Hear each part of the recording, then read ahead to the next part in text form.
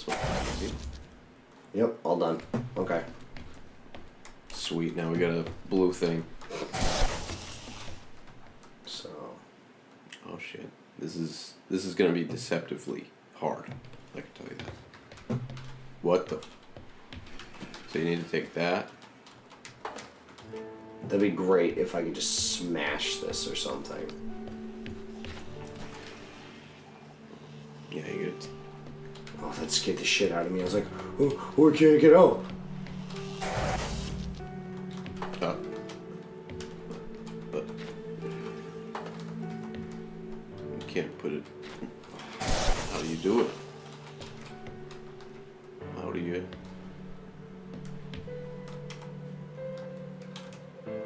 Ooh.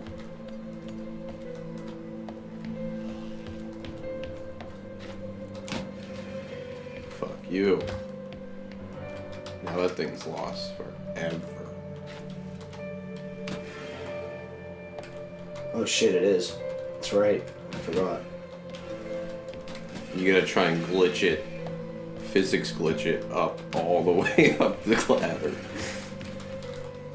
A 90-minute. Shit. You try to heave it up there? Yeah, kinda. Fuck, well, that puzzle ain't getting solved. Oh, well, okay. Oh, hey, it's not like we haven't seen this one tonight. Oh shit, what do you...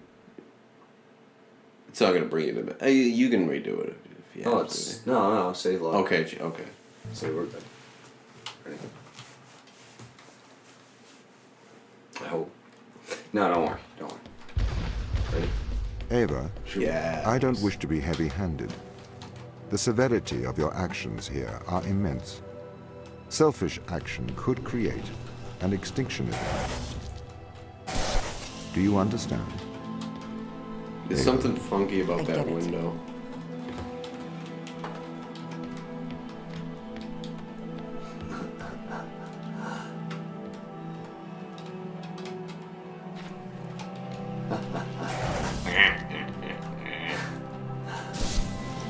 Oh!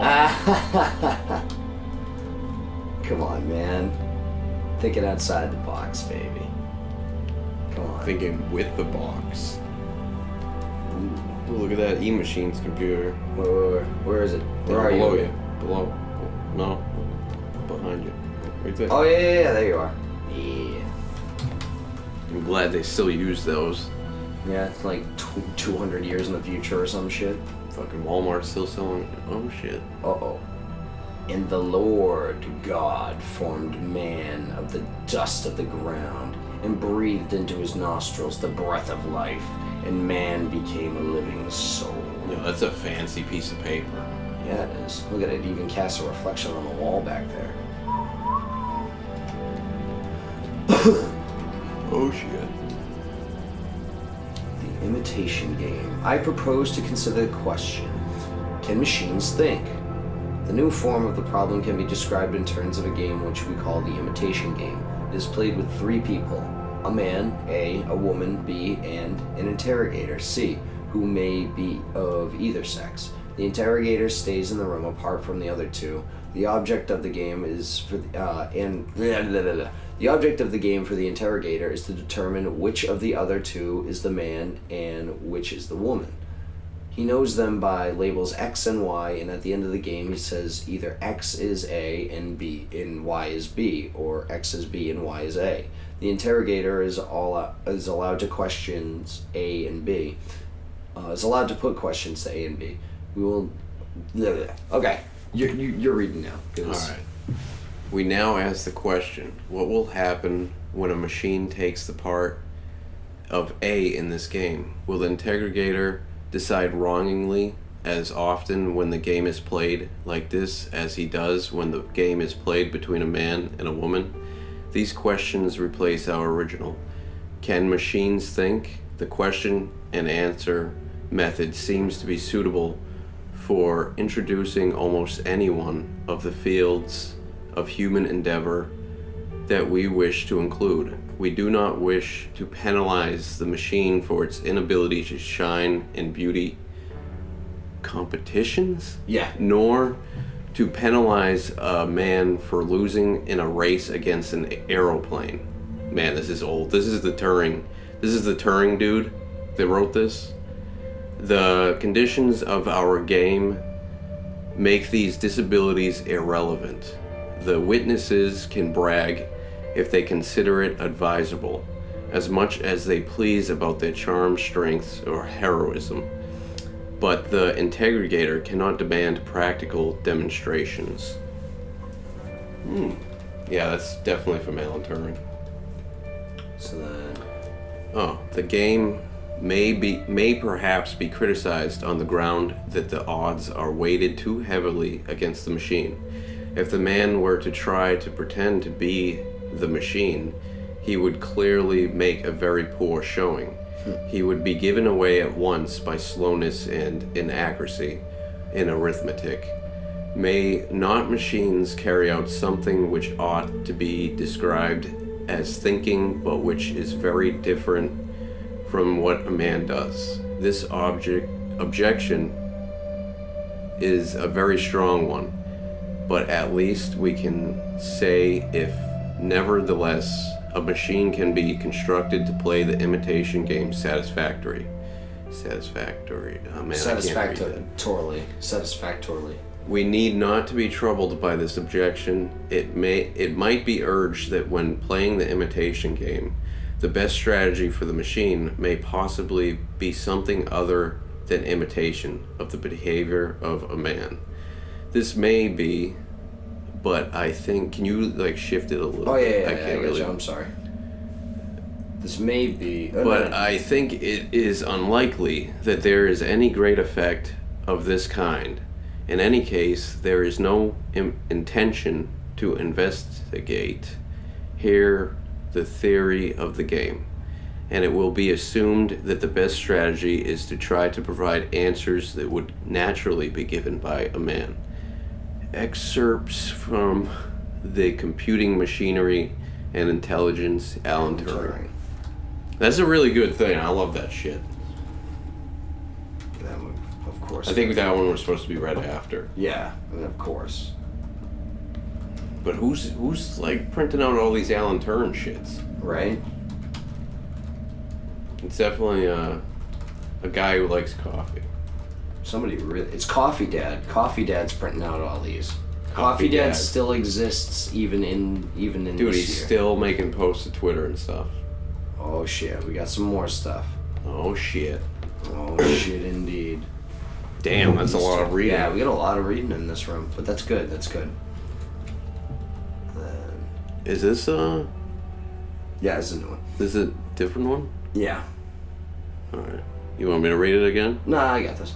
I now proceed to consider opinions opposed to my own. The theological objection thinking is a function of man's immortal soul. God has given an immortal soul to every man and woman, but not any other animal or to machines. Hence, no animal or machine can think.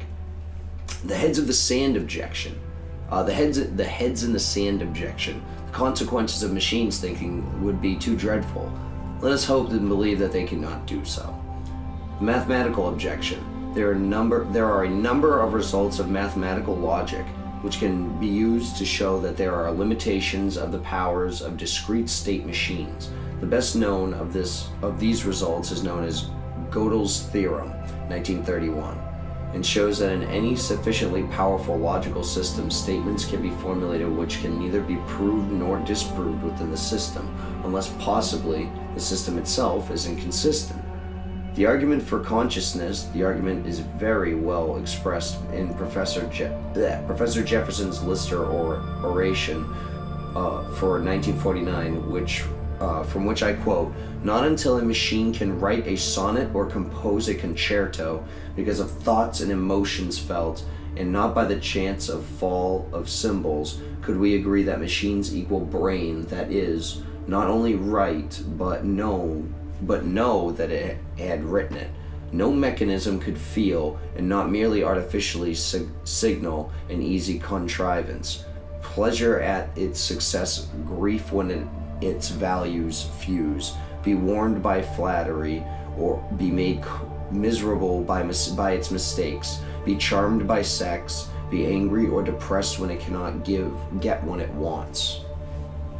Well, I mean, he's talking consciousness. Yeah. And that's Maybe assuming... that's our argument. Maybe that's my argument with you with AI, is the consciousness of a machine. Well, if you read the last sentence of that, Yeah. he's basically saying that consciousness is exclusive to humans. Because that's all humans, like, that's all the stuff. Like, Yeah. no mechanism could feel and not merely artificially signal an easy contrivance. Pleasure at its successes. Grief when it fails, fuse, be warmed by flattery. I said warned. Be warmed by flattery, be made miserable by its mistakes. I don't know. I think that's something that... It makes it kind of sound like he's talking just about human consciousness. Like, as if animals are not conscious of themselves and stuff like that. Yeah, like a dog doesn't wake up and go, oh, I'm a dog, I gotta go do dog things and shit like that. It just does, Yeah, but there are animals that know that they are who they are and stuff. Like, if you show them in a mirror and stuff, they would recognize themselves. Oh, yeah, like gorillas and shit yeah. like that. Yeah, gorillas super, recognize themselves. Like, they'll be like, oh, like, they point and then they'll point back at themselves. Like, yeah, dude, I've seen this trick before, you asshole. I was trying that with my dog. Well, not my dog, but my niece's dog. And he was just like, I don't give a fuck. I was just showing him in the mirror and it's just like, yeah, what is that? That's stupid. I don't get this. Yeah, like, they just don't get things. Like, it's weird. I do that with my niece and nephew when they were babies. Yeah. I put them in front of the mirror just to see if they were conscious. They weren't. I'm just kidding. I don't know. I don't remember when I used to do this when they were asleep. Yeah. All right. Arguments from various disabilities. These arguments take the form, I grant you that you can make machines do all the things you have mentioned, but you will never be able to make one do X. Well, numerous features X are suggested in this connection. In this I think that's spelled wrong. connection, I offer a selection.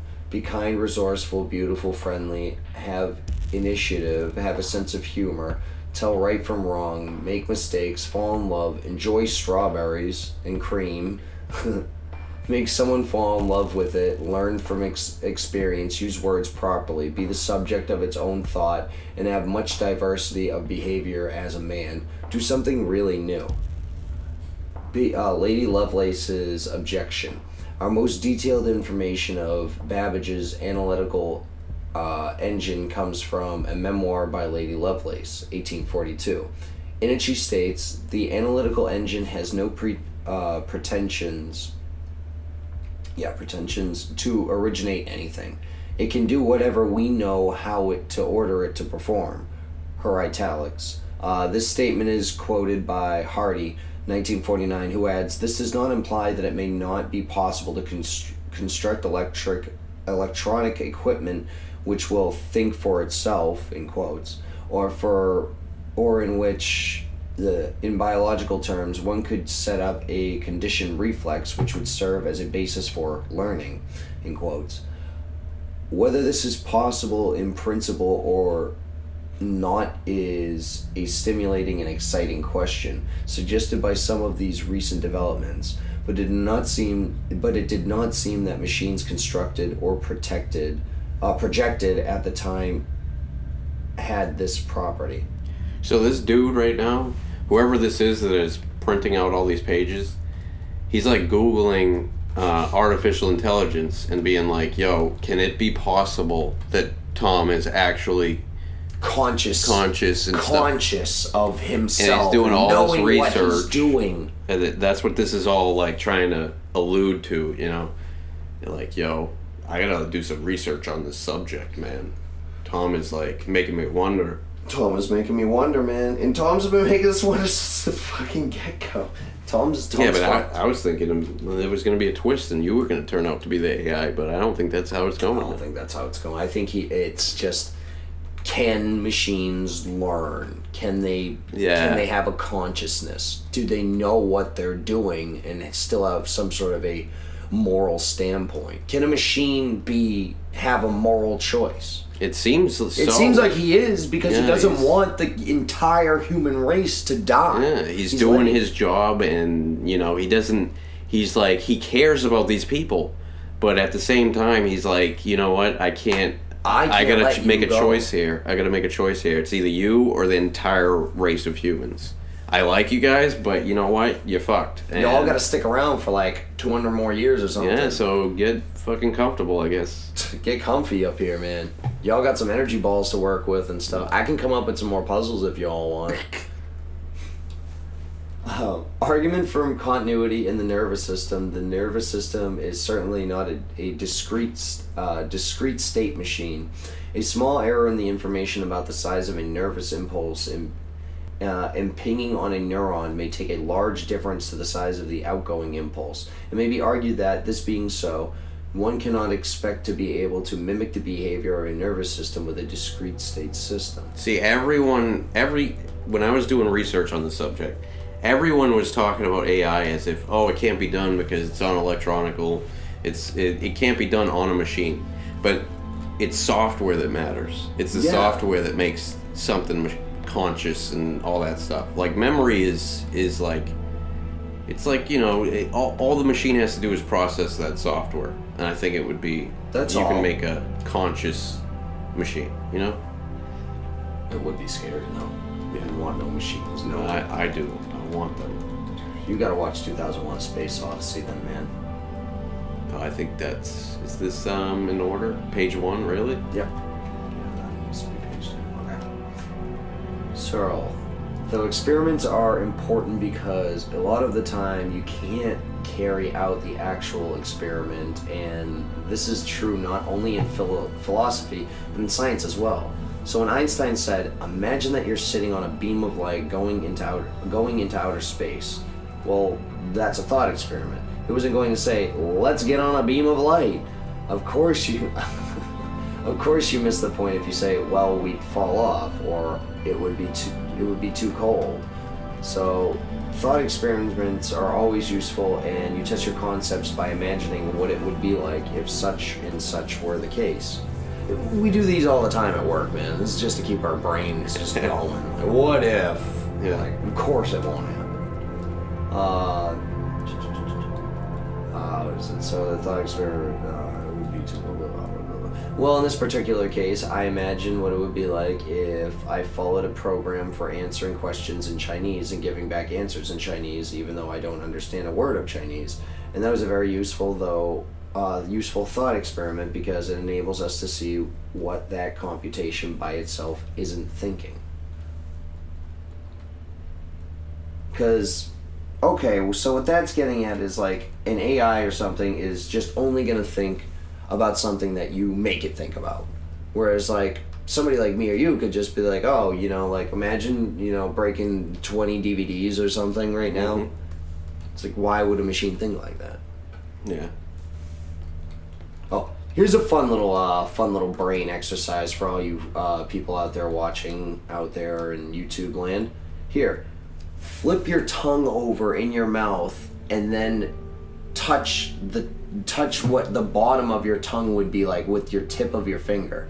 It will still always feel like the top of your tongue, because our brains don't have this weird reaction to that. Like, why would your brain have to come up with what the bottom of your tongue feels like when your tongue is flipped over in your mouth? I heard about that, never tried it. Yeah, it's a weird thing, man. Totally go for it. You're not touching a controller or a keyboard and mouse. Go for it, man.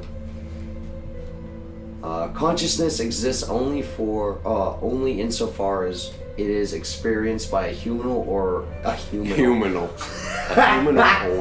A human or animal subject. Okay, now grant me that the consciousness is a genuine biological phenomenon, while at the same it's somewhat different from the other biological phenomena, because it only exists insofar as oh my god, I cannot read today. It's only my job and shit like that while I'm on here. It exists insofar as it is experienced. However, that does not give it an interesting status. You can't refuse the existence of consciousness by showing that it's just an illusion, because the illusion/reality distinction rests on the difference between how things consciously seem to us and how they really are. Wow, that's a mouthful. But where the very existence of consciousness is concerned, if it consciously seems to me that I'm conscious, then I am conscious. I think, therefore I am, basically. You can't make the illusion/reality distinction for the very existence of consciousness the way that you can for sunsets and rainbows, because the distinction is between how things consciously seem and how they really are. Consciousness is a biological property like digestion or photosynthesis. Now, why isn't that screamingly obvious to anybody who's had any education? And I think the answer is with these twin traditions. And on the one hand, there's God, the soul, and immortality, that says it's really not part of the physical world. And then there's an almost as bad tradition of scientific materialism that says it's not part of the physical world. They both make the same mistake. They refuse to take consciousness on its own terms as a biological phenomenon like digestion or photosynthesis or mitosis or meiosis or any other biological phenomenon. That's weird. There's a scientist that's talking about that, saying that consciousness happens at the cellular level. Just we happen to have that right makeup in our stupid organisms and our... Like, we got enough things happening up there that we can piece it all together. We have enough humanal DNA Humanal, yeah. In order to piece this shit together and get machines and roads and stuff like that. Honestly, humanal should be a word. It's a pretty cool word. I'm patenting it then. But that's a weird thing to think about too, and that kind of gets rid of everything on that level of religion too. I mean, like, if somebody goes, it's like, hey man, your peace, man. It's like what you said. It's that whole, you just don't exist at all. It's that whole... Before you were born. Yeah, before you were even a little swimmy going around in, Papa's balls, you were just nothing. Yeah, remember that time when you weren't born? That's what the afterlife is. Exactly. Remember that time before you were born? Nope. There you go. That's kind of sad to think about, but once you wrap your head around it, it makes sense. It makes total sense. Hey, sorry. This is all we got, though, homie. I think we all really have conscious states. To remind everyone of this fact, I ask my readers to perform the small experiment of pinching the left forearm with the right hand to produce a small pain. Pain has a certain sort of qualitative feeling to it. Such qualitative feelings are typical for the various sorts of conscious events that form the content of our waking and dreaming lives, such as events of the data which the theory of consciousness is supposed to explain. Oh my god, man, I am having a stroke right now. Do you want to get this? Okay. In my account of consciousness, I start with the data. Dennett denies the existence of data. To put it as clearly as I can in his book, Consciousness Explained, Dennett denies the existence of consciousness. He says correctly that when I wrote my review, I took his book to be his definitive statement. I can't see, that's my problem. Yeah, I know. I gotta get closer to the screen. Of his position on the Chinese room, and did not consult his earlier works.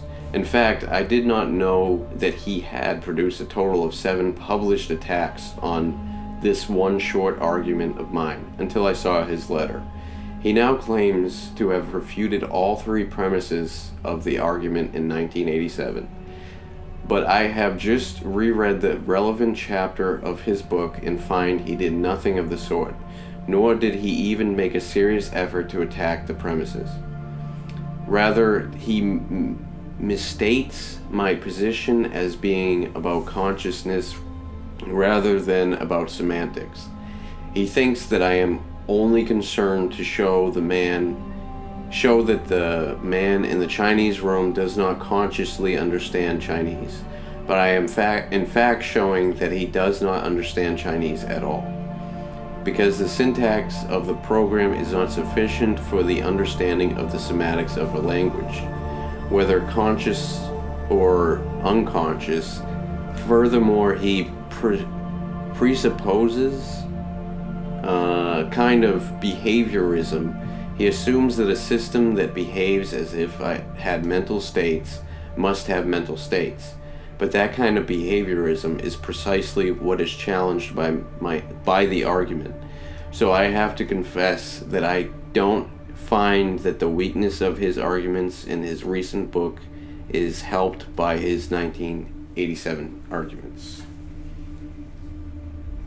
So yeah, this guy, I can't tell if he's arguing for the fact that machines can be conscious or against it. I think he's arguing that they can be conscious, which I'm on team him, this dude. Because I believe can you simulate a consciousness, man? Like, you can. It's possible. Okay, so let's say I plug my brain, all whatever, my experiences. Well, that's basically what this room is, right? Like, if I plugged all my experiences into a machine, right, and I just let it do it, would it still make decisions based on my previous decisions? You gotta think smaller than that. Okay? If I was to make a program, I'm not gonna go too much into detail, but if I was gonna make a program, right, a little runner game, and I was to make another program that could play that runner game, and it had all the controls of that runner game and all that stuff, if I took away one of those controls, that program is going to be like confused at that point. You know what I'm saying? Now, I'm not saying that that's a conscious machine, but I'm just saying. Yeah, well, it would glitch out. It wouldn't be able to jump. It wouldn't be able to do that. But if you did that on, to like an android that actually had arms and legs and all that stuff, it would still be able to move and everything. But if you took one of its arms away, it's going to be, it's going to know that it can't do things with that arm. With that arm any longer. I see what you're getting at. Yeah, like you went small scale, then larger scale on that. Okay, but let's say that my original thing, like let's say that we plug my consciousness into an android. We'll say we plug my consciousness into an android. So all intents and purposes, that android is me, with every memory I've ever had, with all of that. There's, I don't know how to come up with a weird example for this or something.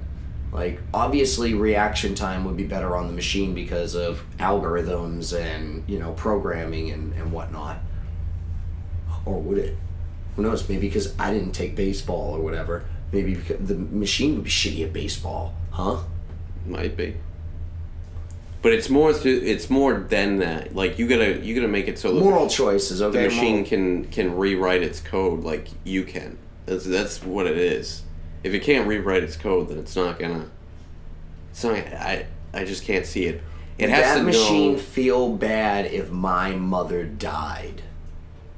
Would that machine feel? If you gave the machine the ability to feel. It has all of my feelings and all of my past plugged into it. So if my mom died, would that machine feel that way?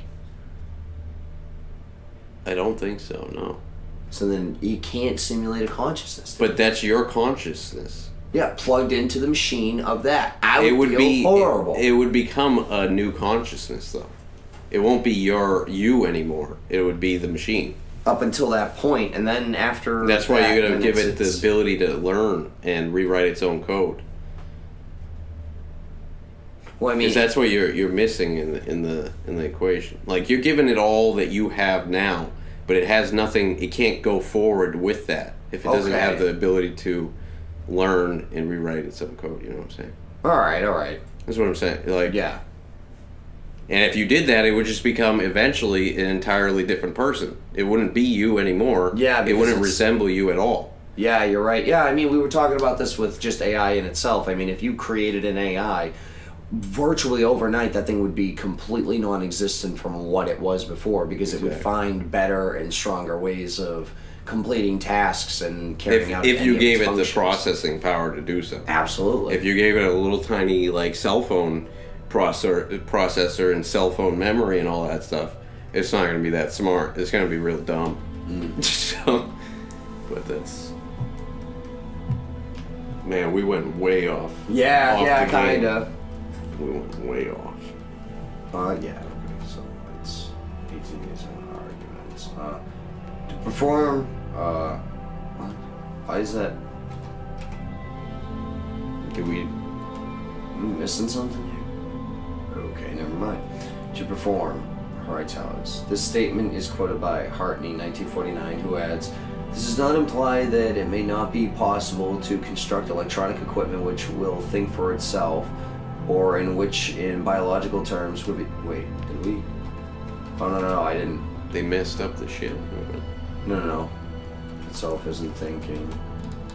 Biological phenomenon. Yeah, and then you read this one, right? This is the one with 1987 arguments. Yeah, okay. Sorry. This statement is quoted by Hartney, 1949, who adds, "This does not imply that it may not be possible to construct electronic equipment which will think for itself, or in which, in biological terms, one could set up a conditioned reflex, which would serve as a basis for learning, which is possible for..." Oh, no, I already read this, didn't I? I don't even remember. We went way off topic. Yeah, we went way off topic, so... I don't even know if we should read these anymore. We've been going way too far into them. Discrete state. Yeah, we did read that. That's the state machine things, and then the Dennett things. Yeah, So what's in the middle? We didn't look at what was in the middle. I don't know if we read that one, but there's no way I can see that. So John Searle and I have a deep disagreement about how the study of the mind for Searle is all really quite simple. There are these bedrock time-tested institutions we all have about consciousness, and any theory that challenges them is just preposterous. I, on the contrary, think that the persistent problem of the consciousness is going to remain a mystery, while until we find some such dead obvious intuition that show that in spite of the first appearances, it is false. One of us is dead wrong, and the stakes are high. Searle sees my position as a form of intellectual pathology. No one should be surprised to learn that the feeling is mutual. For his part, he has one argument: the Chinese room, and he has been trotting it out, basically unchanged, for 15 years. It has proved to be an amazingly popular number among the non-experts, in spite of the fact that just about everyone who knows anything about the field dismissed it long ago. It is full of well-concealed fallacies. By Searle's own count, there are over 100 published attacks on it. He can count them, but I guess he can't read them. For in all those years, he has never, to my knowledge, responded in detail to the dozens of devastating criticisms they contained. He had just presented the basic thought experiments over and over again. I just went back and counted. I am dismayed to discover that no less than 7 of those published criticisms are by me. In 1980, 1982, 1984, 1985, 1987, 1990, 1991, 1993. Searle debated me furiously in the pages of NYRB back in 1982, when Douglas Hofstadter, I know that name, and I first exposed the cute tricks that made the Chinese room work. That is the last time Searle addressed any of my specific criticisms until now. Now he trots out the Chinese room yet one more time and has the audacity to ask, now why does Dennett not face the actual argument as he stated it? Why does he not tell us which of the 3 premises he rejects in the Chinese room argument? Well, because I have already done so, in great detail, in several of the articles. He has never deigned to answer. For instance, in fast thinking, I haven't used the word deemed in a while. Back in the Intellectual Stance, 1987, I explicitly quoted for his entire three-premise argument and showed exactly why all three of them are false. When giving the interpretation they need for the argument to go through, why didn't I repeat that 1987 article in my 1991 book? Because, unlike Searle, I had gone on to other things. I did, however, cite my 1987 article prominently in a footnote, page 436, and noted that Searle's only response to it had been simply to declare without argument that the points offered there were irrelevant. The pattern continues, and now he both ignores that challenge and goes on to misrepresent the further criticisms in of the Chinese room that I offered in the book under review, but perhaps he has forgotten that I actually wrote in the 4 years that it has taken him to write his review. So Chinese room, blah blah blah, intrinsic. Yeah, he's just arguing. So this is just a bunch of people arguing over consciousness. And Like we just were. I don't think there's anything in the middle. Yo, there better be something in that middle. Nah. Can't even spin coffee down. It would be great if it was just like, yo, on one of those laptops had Google, and it just like said, is consciousness real? In the search bar. That's great. Look at that. So you can stay there now. We out of the extra room into the regular room.